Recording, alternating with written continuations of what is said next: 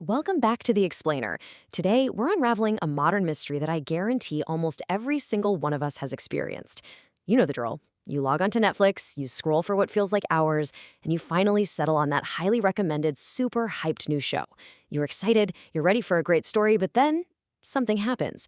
Right around episode 3, the magic is just gone. You mysteriously give up on this mega budget streaming event. Why? Is it you? Is your attention span fried? Well, today we are going to discover the actual thermodynamic and biological reasons why we abandon these shows. Okay, let's dive into this. Ask yourself, why do you always abandon new shows by episode 3? Think about the last time you did this. You didn't just casually stop watching, did you? Your brain actively rejected the experience. It's a wildly common phenomenon, and yet we're constantly told it's our own fault. Here's our roadmap for the explainer today. We'll start with the episode 3 wall, move into the short attention span myth, then cover losing our narrative gravity, content bloat and heat death, aesthetic noise versus biology, and finally, the physics of binge-watching. Section 1. The episode 3 wall. The symptoms of streaming fatigue. Picture this. You are halfway through the 3rd episode of that new show. Out of absolutely nowhere, you feel this sudden heaviness in your chest. It's a subtle, very real sense of exhaustion. Before you even realize what you're doing, you're reaching for your phone, scrolling through social media, and ultimately, you just close the show forever. You probably mutter to yourself, well, I guess my attention span is totally ruined. But looking at the actual science, it turns out you are not alone in this fatigue, and more importantly, your brain is absolutely not broken. Section 2, the short attention span myth, society's misdiagnosis. And this brilliantly illustrates the massive divide between what pop culture sociologists claim and the actual thermodynamic reality. On one side, we have societal blame. Critics and writers are super quick to point the finger at TikTok, our supposedly shrinking attention spans, or screen addiction. But on the other side, systems theorist Levent Bulut, who studies literature and cinema as empirical systems that interact with human biology, argues that the scientific reality is something else entirely. It's collapsed narrative engineering. As Bulut puts it so perfectly, the problem is not in your brain, it is in the collapsed engineering of the content. I really want you to let that sink in for a second. The content inflation we see on streaming platforms isn't just a matter of bad taste. According to Bulut's doctrine, it is a full-blown thermodynamic crisis that literally paralyzes our autonomic nervous system. Your brain is working perfectly fine. It's the system your brain is trying to process that's broken. Section 3. Losing our narrative gravity. Exploring massless fictional universes. To really understand this broken system, we need to define something called narrative gravity. A show's ability to nail us to our seat actually has very little to do with clever dialogue. It depends entirely on the fictional mass placed at the center of the system. Think of this mass as the vacuum variable. That's your monumental secret or a vital life-or-death risk that has to be solved. This central mass creates an orbital pull. It gives the story its gravity. When a story is tightly engineered, this mass is huge, and the narrative gravity holds your attention in a perfect, unbreakable orbit. But what happens when streaming platforms water down that story just to artificially extend the watch time? Well, that central mass weakens, and without narrative gravity, centrifugal force takes over. Your mind is literally flung into the vacuum of space.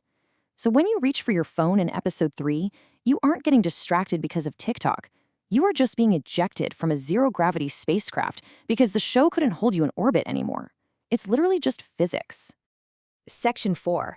Content bloat and heat death. The danger of stretching the story. Let's move to the actual formula and see how this builds into a total narrative disaster. Step 1. A platform takes a really tight, exciting 2-hour cinematic plot. Step 2. To meet their algorithmic quota, they inject a bunch of functionless side characters, totally meaningless romantic crises, and completely unresolved subtexts. Step 3. They stretch that tight 2-hour plot into a grueling 10-hour season. This is the exact recipe for a bloated, ruined show. When platforms do this, they detonate what Bulut calls information friction, which in turn creates narrative entropy. And this is a very real, measurable thing. It's the massive amount of cognitive energy our brains waste trying to process unnecessary causal branching. Basically, your brain is exerting a huge amount of effort trying to make sense of side stories that never actually connect back to the central conflict. It is completely exhausting. And by the end of episode 3, your nervous system realizes something absolutely crucial. It is not getting any thermodynamic payoff or resolution for all the energy it just spent. So what happens? The system overheats. This is the exact equivalent of heat death in physics. To avoid burning out, your brain's processor enters self-protection mode. Quitting a show isn't a lack of willpower on your part. Hitting stop is a flawless biological defense mechanism against a wildly inefficient thermodynamic system. Section 5, Aesthetic Noise versus Biology, Hacking the Universal Biological Interface. Now, what's really interesting about this comparison is the stark contrast between how art is supposed to work and what modern shows actually do. We all have something called the thalamo-amygdala pathway. Think of it as our universal biological interface. True art hacks this interface through objective projection.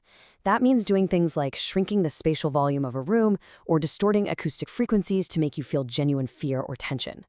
But new generation shows, they just pump out aesthetic noise.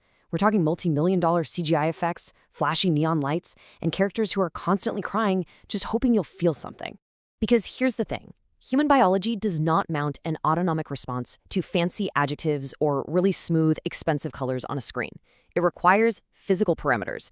If a heavily funded blockbuster scene cannot trigger a physical response in you, like making your own breathing match a character's kinetic respiratory rate, that scene is quite literally biologically stillborn.